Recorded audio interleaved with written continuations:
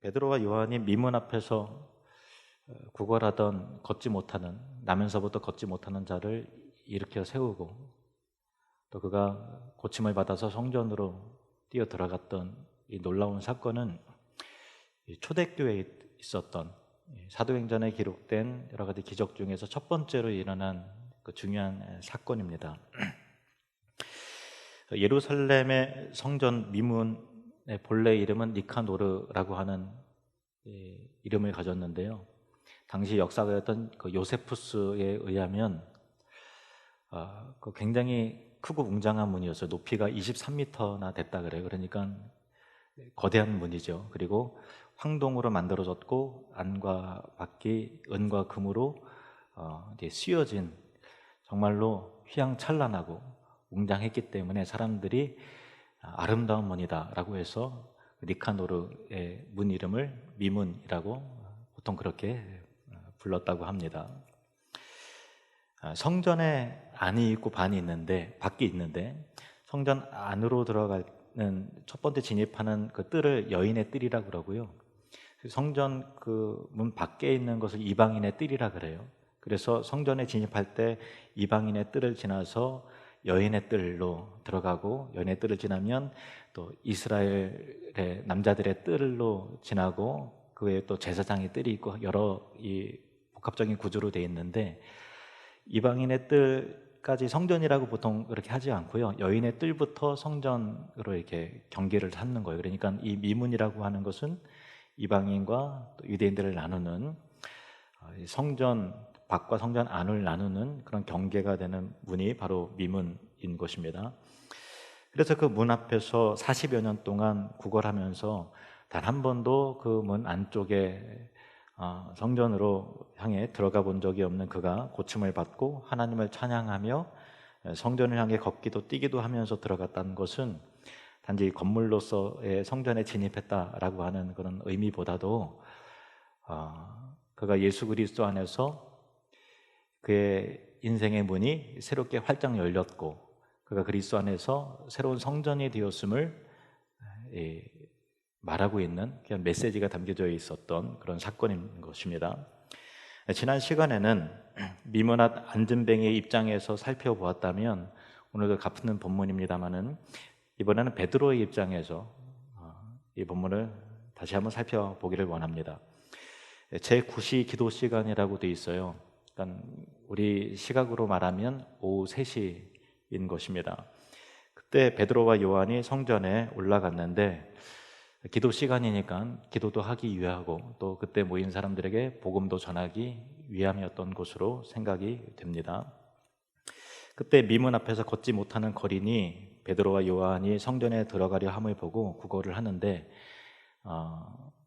베드로와 요한이 가던 길을 멈춰서서 그 거린에게 나를 보라, 또 그가 주목하여 보았을 때 예수 이름으로 그의 손을 일으켜서 일어나 세우고, 그렇게 해서 그 놀라운 기적이 일어났던 것이죠. 그러고 보면은 이 생명의 역사는 두 사도의 멈춤을 통해서 일어난 일이라고 볼 수 있을 것입니다. 부모가 어린 자녀가 울면은 하던 일을 멈추고 자녀에게로 그렇게 가지 않습니까? 그것은 사랑 때문이죠. 사실 이 멈춤이라는 것은 영적으로나 또 신학적으로 굉장히 중요한 가치와 의미를 갖습니다. 하나님께서 엿새 동안에 너희가 열심히 일하되 제7일, 7번째 날에는 안식일이니 구별되이 거룩하게 지키라고 말씀하셨죠. 아무 일도 하지 말라고 그렇게 말씀하셨습니다. 멈추라는 것입니다. 그래서 주일에는 삶을 위해서 평소에 열심히 하던 그 일을 멈추는 것이죠. 그러면 우리 생각에는 생산성에 차질이 생길 것 같고, 또 계획에 차질이 생기고 경쟁에 뒤처질 것 같고, 그리고 또 내가 누리고 싶은 대로 다 그렇게 못 누리는 여러 가지 제한된 삶을 살게 될 것 같지 않습니까? 그러나 영원한 생명과 사랑은 질주하는 분주한 삶을 통해서 이루어지는 것이 아니라 멈춤을 통해서 일어나는 것입니다.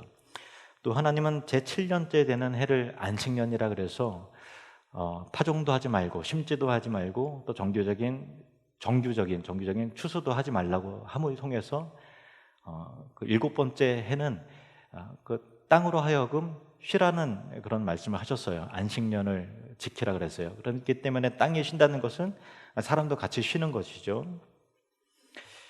그런데 이스라엘 백성들이 이를 사실은 그 율법을 지키지 못했어요. 그랬더니 하나님께서 그 땅을 강제로 쉬게 하셨는데, 바벨론의 공격으로 이스라엘이 멸망하고 나서 70년간 포로 생활을 했죠. 그래서 이스라엘 백성들이 많은 사람이 죽기도 하고 또 포로로 끌려가서 그 예루살렘, 이스라엘이 황폐해졌는데 그 기간이 70년이었어요. 그래서 이스라엘의 땅은 그동안 못 누린 그 안식년을 70회 동안이나 몰아서 한꺼번에 쉬게 되는 그런 일이 일어났던 것입니다. 역대하 36장 한번 보실까요? 21절 말씀 보시면 같이 읽겠습니다. 시작. 이에 토지가 황폐하여 땅이 안식년을 누림같이 안식하여 70년을 지냈으니 여호와께서 예레미야의 입으로 하신 말씀이 이루어졌더라. 아멘. 강제로 하나님께서 멈추게 하신 것이죠. 멈춤이라는 것은 굉장히 중요한 가치를 갖습니다. 멈춤 안에서 사랑과 생명과 은혜의 일들이 일어납니다. 그런데 우리가 멈추지 않으면 하나님께서 강제로 제동하셔서 강제로 멈추게 하실 때가 있다라는 것입니다. 코로나19로 인해서 전 세계가 의도치 않게 멈췄죠. 하나님께서 강제적으로 멈추게 하신 것입니다. 뉴스에 보니까 여러분도 매번 뉴스를 통해서 접하시겠지만은 전 세계가 이동이 굉장히 제한이 되고 또 봉쇄령이 막 내려졌잖아요. 그 인도 기사를 보니까 인도도 봉쇄령이 내려졌는데 인도 뉴델리에 사는 사람이 수십 년 동안 한 번도 파란 하늘을 본 적이 없는데 이를 통해서 내가 뉴델리의 하늘이 파랬다니 이거를 처음 겪어봐서 깜짝 놀라서 이제 파란 하늘을 사진으로 찍은 것을 인터넷에 올린 것을 제가 보았습니다. 그리고 인도 북부 지역에서 이 190km 떨어진 히말라야 산이 30년 만에 처음으로 보였다 그래요. 그러니까 계속 스모그 때문에 먼지 때문에 또 황사 때문에 한 번도 보이지 않았던 산이 190km 떨어진 게 보였을 정도니까 얼마나 하늘이 맑게 그렇게 된 것입니까? 이 강제적인 멈춤을 통해서 우리는 헤아릴 수 없는 경제적인 손실과 손해와 인명 피해가 분명히 발생이 되고 너무나 안타까운 일들을 겪는 것은 분명한 일입니다만은 계속해서 멈추지 않고 질주하고 달려오기만 했던 우리 인간들을 하나님은 겸손하게 하시고 깨닫게 하시고 회복시키시는 그 메시지가 분명히 있는 줄로 믿습니다. 목회자로서 너무나 참 부끄러운 그 얘기지만요, 그동안 가정 예배를 잘 못 드렸어요. 너무나 참 바쁘다는 핑계죠. 가정 예배를 잘 못 드렸는데, 근데 연초에 어떤 계기도 있었고요.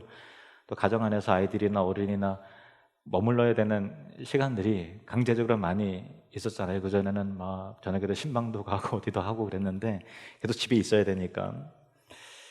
그래서 저희 가정은 가정 예배가 회복이 됐어요. 이 멈춤을 통해서 가정 예배가 회복이 됐어요. 매일 저녁에 아이들을 불러놓고 찬송가 한 장 부릅니다.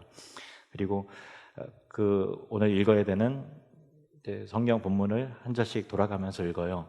만약에 그 본문이 어려우면 잠언을 읽습니다. 또 읽다 보면 하나님께서 각자에게 주시는 참 그 교훈과 메시지들이 있어요. 아이들도 그것을 분명히 느껴요. 하나님이 공격적으로 말하지 말라고 그렇게 하시는구나, 성내지 말라고 하시는구나, 그런 것들이 말씀을 통해서 딱 주어지는 은혜들이 있어요. 그러면 참 부모의 힘으로 잘 안 되는 어떤 그 영적인 메시지와 교훈이 하나님의 말씀을 통해서 주어지고 우리를 변화시키고 아빠나 엄마나 아이들도 그 말씀 앞에 엎드리는 것을 보면서 강제적인 멈춤을 통해서 이걸 참 놓치고 있었구나라는 것들을 깨닫게 되었어요. 그래서 각자 받은 은혜의 말씀들을 한 절씩 나누고, 그리고 한 명씩 돌아가면서 기도하고 주기도문으로 이렇게 마치는데 우리 가정 같은 경우는 이 멈춤을 통해서 하나님께서 이 가정 예배 회복의 은혜를 허락해 주신 것이죠. 결국 이 안증뱅이가 치유되어 일어난 그 기적을 통해서 사람들이 깜짝 놀라서 막 모여들게 되었고, 베드로가 모여든 사람들에게 설교를 했는데, 이 사건을 통해서 예수를 믿게 된 자들이 몇 명이나 되는지 아십니까? 사도행전 4장 4절에 깜짝 놀랄 만한 숫자가 적혀져 있어요. 사도행전 4장 4절 같이 읽겠습니다. 시작. 말씀을 들은 사람 중에 믿는 자가 많으니 남자의 수가 약 5천이나 되었더라. 이 엄청난 숫자는요, 오순절에 성령 강림을 통해서 그때 베드로가 첫 번째 설교했을 때 몇 명이 회심했는지 아세요? 3,000명 회심했어요. 그것도 엄청난 숫자였어요. 그런데 이 안진뱅이의 기적을 통해서 남자만 5,000명이나 되는 사람들이 하나님 앞으로 돌아오게 된 놀라운 역사가 일어났다는 거예요. 엄청난, 정말 그 예루살렘이 진동할 만한 대단한 사건이었던 거예요. 그 사건이 어디서부터 시작이 되었느냐? 베드로와 요한이 가던 길에서 하나님께서 감동을 주셨겠죠. 멈춤이라고 하는 단순한 일로 통해서 그렇게 이루어진 거대한 움직임, 거대한 부흥의 불길이었다는 것입니다. 이 멈춤은 사랑입니다. 멈춤은 생명입니다. 멈춤을 통해서 기적이 일어나는 것입니다. 우리의 삶에 강제적인 멈춤이 저나 여러분이나 또 어떤 성도들에게는 너무나 큰 고통과 아픔의 세월과 정말 곤고하고 너무나 괴로움을 주는 일이기도 하겠지만은, 하나님께서 틀림없이 우리를 향해서 깨닫게 하시고 겸손하게 하시고 또 이루실 그 내용이 틀림없이 있다라는 것입니다. 각자 하나님의 뜻에 귀를 기울여 보면서 이 고난 중간에 이 멈춤의 기간을 통해서 하나님께서 나에게, 우리 가정을 향해서, 내 인생의 어떤 지점을 통해서 이제는 어떻게 하라고 하시는지 겸손하게 하나님의 음성을 듣고 귀 기울이시는 그런 은혜의 기간이 되시기를 주의 이름으로 축원드립니다. 6절 말씀을 보시겠습니다. 6절 말씀. 베드로가 이르되 은과 금은 내게 없거니와 내게 있는 이것을 내게 주노니 나사렛 예수 그리스도의 이름으로 일어나 걸으라 하고. 아까 설명드렸듯이 이 니카노르 이 미문은 은과 금을 입힌 아주 화려하고 웅장한 그런 문이었습니다. 솔로몬에 의해서 예루살렘 성전이 첫 번째 세워졌는데, 역사적으로 보면은 세워지고 또 무너지고 또 다시 세워지고 무너지고 하는 것이 3번이나 반복이 되었어요. 예수님 당시에 그 예루살렘 성전은 솔로몬 성전이 아니라 헤롯 성전이에요. 헤롯이 유대인의 환심을 사기 위해서 그 전에 있던 황폐화된 거의 무너진 예루살렘 성전을 그 위에다가 다시 재건하고 웅장하고 확장 공사하고 대단히 공을 들여서 수십 년 동안 계속해서 지어가는 그 과정이에요. 예수님 당시에도 성전은 아직 완공이 되지 않고 짓는 과정 가운데 유대인들은 그 성전에 대한 자부심이 있었던 것이죠. 그런 가운데서 베드로는 은과 금을 입힌 그 웅장한 니카노르 미문 앞에서 은과 금은 내게 없거니와 하고 말하는 것입니다. 참으로 참 묘한 대비가 아닐 수 없죠. 이 안진뱅이는 물질을 얻기를 기대하면서 베드로에게 구걸했지만 베드로가 주는 것은 은과 금, 곧 이 세상의 물질이 아니었다라는 것입니다. 베드로는 이어서 말하기를 내게 있는 이것을 내게 주노니 곧 나사렛 예수 그리스도 이름으로 일어나 걸으라, 이렇게 선포를 했습니다. 이것은 교회가 세상을 향해 줄 수 있는 것이 과연 무엇인가라는 것을 알려주는 교회론적인 중요한 대목인 것입니다. 교회가 가난한 이웃들에게 구제하고 선한 일들을 하는 것이 마땅히 필요하지만, 교회가 주어야 할 본질적이고 가장 중심적인 것은 세상의 물질과 그 어떤 것이 아니라 예수 그리스도 이름, 그 복음이라는 것입니다. 물질은 분명히 사람에게 위안을 주고 실제적인 필요와 현실적인 그 어려움들을 이렇게 채워주는 그런 힘이 있습니다. 사랑을 경험하게 할 수 있고 마음을 열어주는 그런 도구인 것이 분명하지만 그 물질 그 자체가 생명도 아니고 그를 구원하는 것은 절대로 아니라는 것입니다. 교회는 언제나 사람들에게 세상을 향해서 은과 금이 아니라 예수 그리스도의 이름, 그 이름을 전해주어야 한다라는 것입니다. 그런데 우리말 성경으로는 나사렛 예수 그리스도의 이름으로 일어나 걸으라 이렇게 번역이 되었는데, 이름으로 라고 하는 이 부분의 원어를 보면은 나사렛 예수 그리스도의 이름 안에서, 직역을 하면 안에서예요. 그런데 번역을 할 때 좀 매끄럽게 하기 위해서 이름으로 이렇게 번역을 했죠. 이름으로 해도 나쁜 번역이라 할 수 없어요. 문맥적으로 잘된 번역이지만 언어의 의미에서 직역을 한다면 예수 그리스도의 이름 안에서 일어나 걸으라 라고 했을 때 그 원어적인 의미가 좀 더 명확하게 살려지는 그런 번역입니다. 그것이 어떤 의미인가 하면은 구원이라고 하는 것은 새로운 생명과 변화는 그리스도 밖에서 절대로 이루어지지 않는다라는 것입니다. 예수 그리스도 안으로 들어올 때 비로소 이루어지는 것이 바로 구원이요 능력인 것입니다. 이 안증뱅이가 구원을 받기 위해서 그의 인생 안에서 새로운 변화를 얻기 위해서는 먼저 생명 대신 예수 그리스도 안으로 들어와야만 되는 것이죠. 그것이 선행되어야 구원이 일어나는 것이고 역사가 일어나는 것입니다.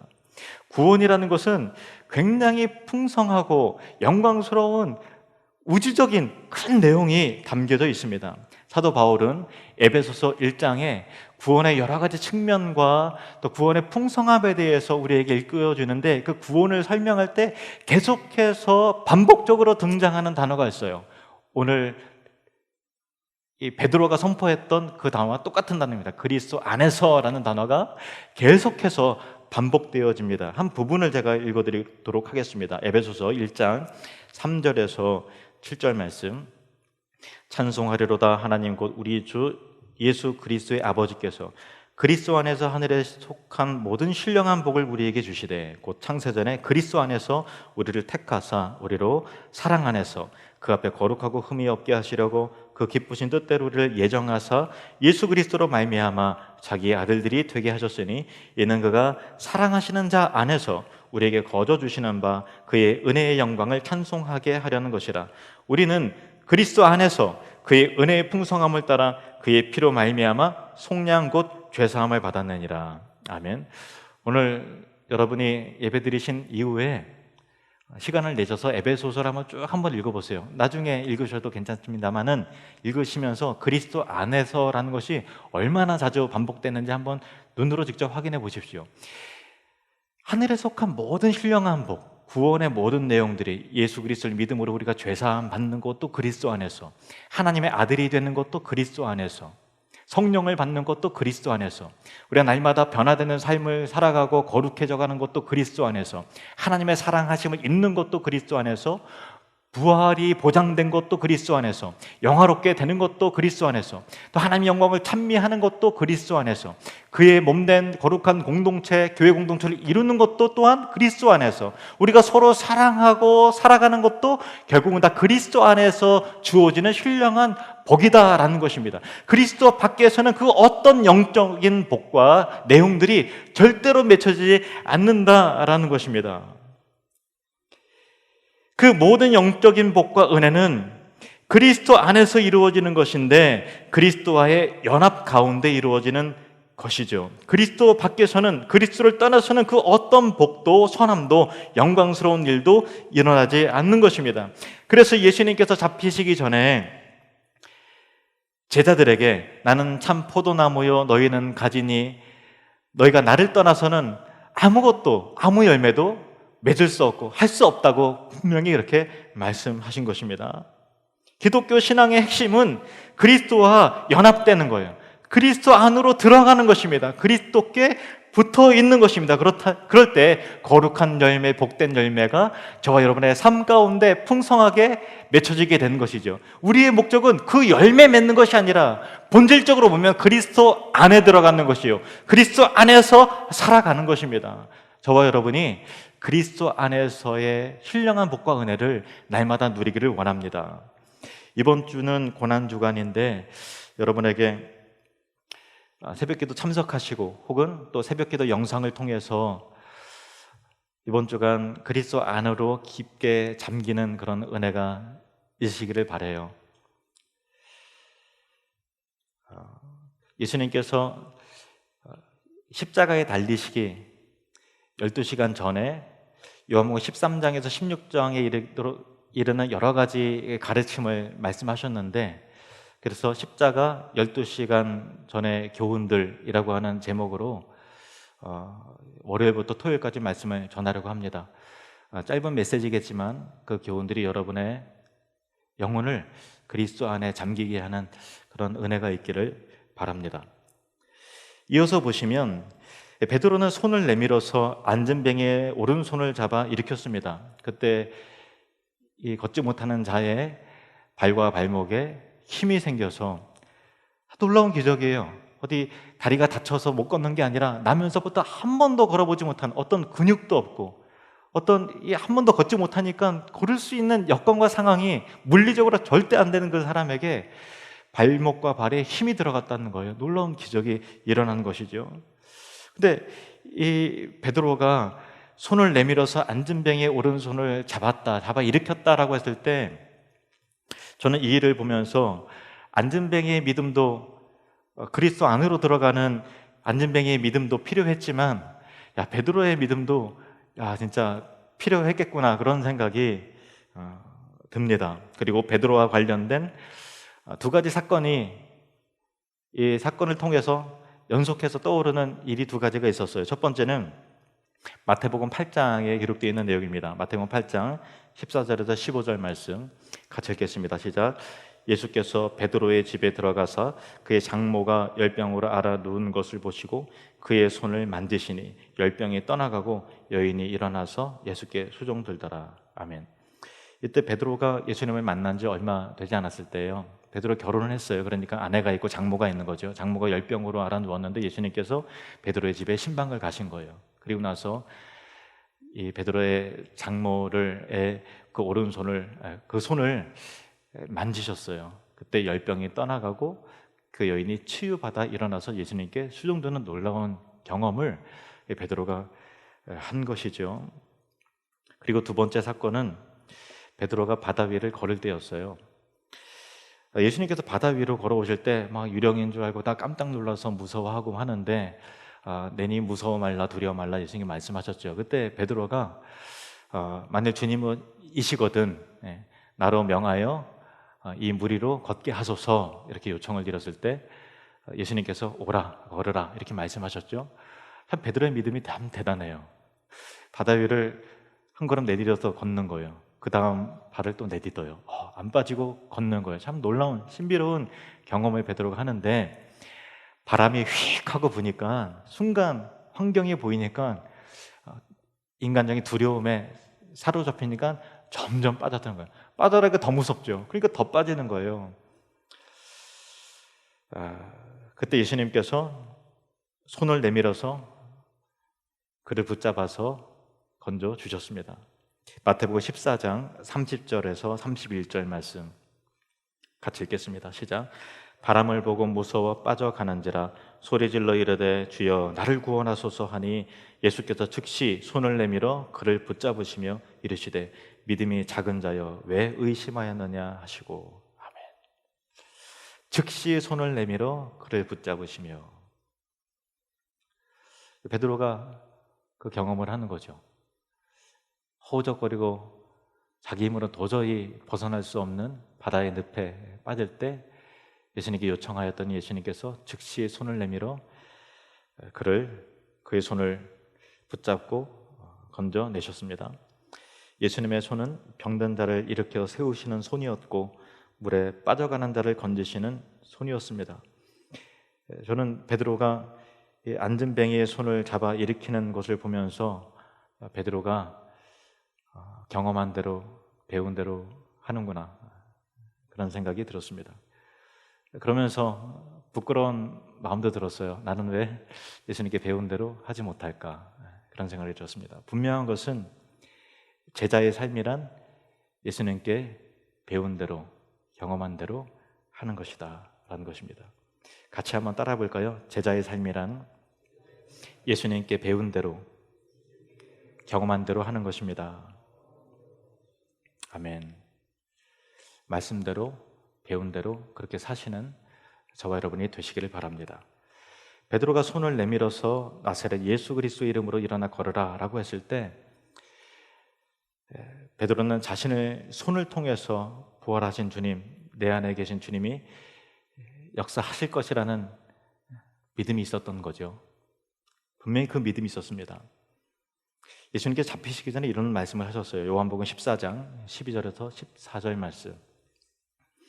내가 진실로 진실로 너에게 이르노니 나를 믿는 자는 내가 하는 일을 그도 할 것이요 나를 믿는 자는 내가 하는 일을 그도 할 것이요 또한 그보다 큰 일도 하리니 이는 내가 아버지께로 감이라. 너희가 내 이름으로 무엇을 구하든지 내가 행하리니. 예수님이 직접 행하신다는 거죠. 이는 아버지로 하여금 아들로 말미암아 영광을 받으시게 하려 함이라. 14절 같이 읽겠습니다. 시작. 내 이름으로 무엇이든지 내게 구하면 내가 행하리라. 아멘. 주님은 부활하셔서 승천하셔서 눈에 보이시는 분으로 계시지 않지만 성령 세례를 받은 베드로는 내 안에 계신 성령님 안에서 성령을 통해서 예수님께서 오늘도 나와 함께 역사하시고 내가 하는 일을 그도 할 것이며 혹은 내가 하는 일보다 더 큰 일을 하게 될 것이라는 것을 베드로는 믿었던 거예요. 그 믿음이 있는 것이죠. 그래서 나를 통해서, 나의 손과 발을 통해서, 나의 말을 통해서 역사하실 것이라는 이 하나님의 예수님의 말씀을 믿는 그 믿음이 베드로에게 있었기 때문에 그 믿음 안에서 베드로가 내밀었던 손은 그의 손이 아니라 예수님의 손이었던 것입니다. 우리에게도 바로 그런 믿음이 있어야 하지 않겠습니까? 예수님께서 내 안에 지금도 살아 계신다라는 믿음, 내 손을 통해서, 여러분의 입술을 통해서, 여러분의 발을 통해서 오늘도 여러분을 사용하고 계시고 여러분을 거룩한 도구로 쓰시고 계시다라고 하는 분명한 믿음이 저와 여러분에게 다시 회복되시기를 주의 이름으로 축원합니다. 그런 믿음과 사랑으로 가던 길을 발걸음을 멈추기도 하고 그런 믿음으로 예수 그리스도의 이름을 선포하기도 하고 그런 믿음과 사랑으로 우리가 손 내밀어 이웃의 손을 잡고 또 연약하고 병든 자들의 손을 잡을 때 나를 통해서 여러분을 통해서 교회를 통해서 오늘도 역사하시는 살아계신 예수 그리스도의 역사의 삶을 여러분의 삶 가운데 교회 안에서 안과 밖에서 풍성하게 누리게 될 줄로 믿습니다. 그리고 우리 교회가 주님께서 친히 살아서 역사하시는 그런 교회가 되기를 바랍니다. 기도하시겠습니다.